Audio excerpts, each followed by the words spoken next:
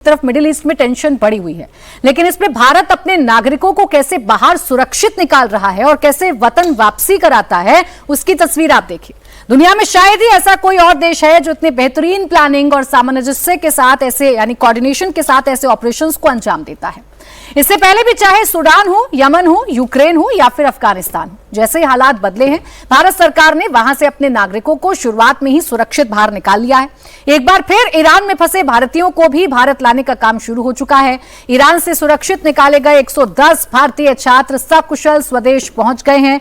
इन्हें ईरान से पहले आर्मेनिया पहुंचाया गया, वहां से फ्लाइट 6E9487 से नई दिल्ली लाया गया। भारत ने ईरान से भारतीय नागरिकों को निकालने के लिए ऑपरेशन सिंधु शुरू किया।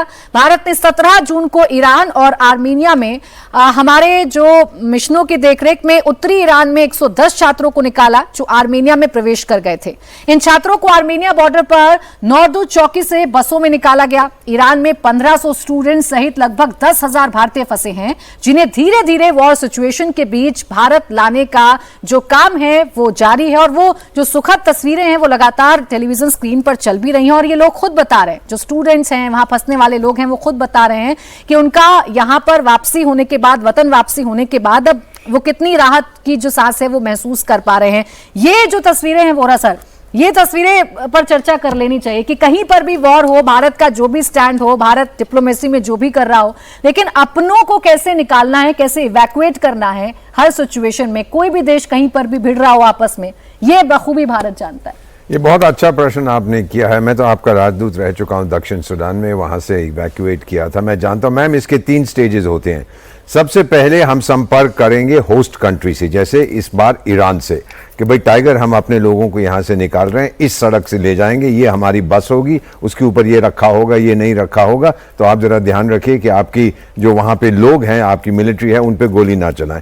दूसरा, फिर इजराइल से कहेंगे कि देख यार मेरे दोस्त, हमारी बसें इस रूट से जा रही हैं, उस पर बमबारी मत करना, ये समझिए। और तीसरा, आर्मीनिया के साथ कि बॉर्डर क्रॉसिंग पे आ रहे हैं, आप जरा मदद करिएगा, उनको आने दीजिए। यरेवान में वीजा की बात मत करिएगा, क्योंकि उन लोगों को वहीं से हम वापस भेज देंगे, शहर में नहीं जाएंगे, एयरपोर्ट से उनको हम वापस भेज देंगे, जो हमने किया। तो ये जो ट्राई सर्विस या ट्राई कैपिटल कोऑर्डिनेशन जो होता है, इनके साथ, उसके साथ, उसके साथ, उसमें हम बहुत माहिर हैं और हमारे संबंध सबके साथ बहुत अच्छे हैं। इसीलिए हम कहते रहे ईरान भी हमारा दोस्त है, इजराइल भी हमारा दोस्त है, वो दोनों हमारी बात में। इसमें एक चीज बता देता हूं मैम, यमन से जब हम अपने नागरिकों को निकाल के लाए थे और 40 और देशों के नागरिकों को निकाल के लाए थे, उस समय सऊदी अरेबिया बहुत ठोक रहा था, बम्बार्डमेंट कर रहे थे। भारत के प्रधानमंत्री ने सऊदी अरेबिया के राजा से बात की और बोला भाई थोड़ी देर के लिए रुक जाओ, हम अपने लोगों को बाहर निकाल दें। 7 दिन के लिए 1-1 घंटा वो रुके और हम अपने लोगों को लेके आए। इसीलिए मैम, जो हमारे संपर्क द्विपक्षीय होते हैं लोगों के साथ, पीएम साहब अक्सर कहते हैं सबका साथ, सबका विकास, सबका प्रयास, सबका विश्वास। वो भारत पे विश्वास करते हैं कि भारत इसका कोई गलत फायदा नहीं उठाएगा। फाइनली अमेरिका की जो बात की है, मेरा मानना है इस समय अमेरिका उकसा रहा है ईरान को कि मैं खड़ा हूं, एक बार मुझ पे हमला कर दे, फिर वो आर्टिकल 5 जो नेटो का है वो किक इन करेगा, बाकी सब नेटो देश उसमें इन्वॉल्व हो जाएंगे। ये मेरा मानना है। अमेरिका ये कोशिश कर रहा है। ट्रंप बार बार बयान दे रहा है, अरे कुछ तो कर, मेरे एक जहाज पर हमला कर दे, मेरी पनडुब्बी पर हमला कर, मेरे एक पोत पे हमला कर, फिर देख मैं क्या करता हूं तेरा। आई बिलीव ये सिचुएशन है और ईरान इस ट्रैप में नहीं फंसने वाला अभी। ऐसे संभावना नहीं है कि ईरान पहले हमला कर देता सर? देखिए, ऐसा है कि इंटरनेशनल युद्ध में हर प्रकार के हथकंडे आजमाए जाते हैं।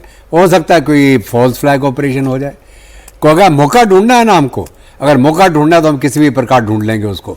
अगर हमने इरादा कर लिया कि हमने करना ही करना, तो हो जाएगा वो।